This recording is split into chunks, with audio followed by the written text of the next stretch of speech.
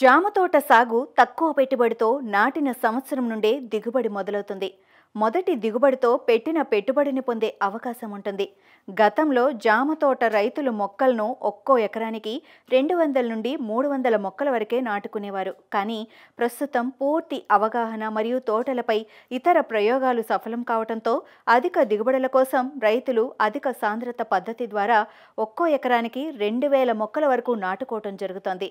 మొక్కల మధ్య దూరం 5 అడుగులు, సాలుల మధ్య దూరం 10 అడుగుల దూరాలు తీసుకున్నప్పుడు ఎకరానికి 800 మొక్కలు, అలాగే మొక్కల మధ్య దూరం 4 అడుగులు, సాలుల మధ్య దూరం 8 అడుగుల దూరాలు తీసుకున్నప్పుడు ఎకరానికి 1000 మొక్కల వరకు అవసరం పడుతుంది.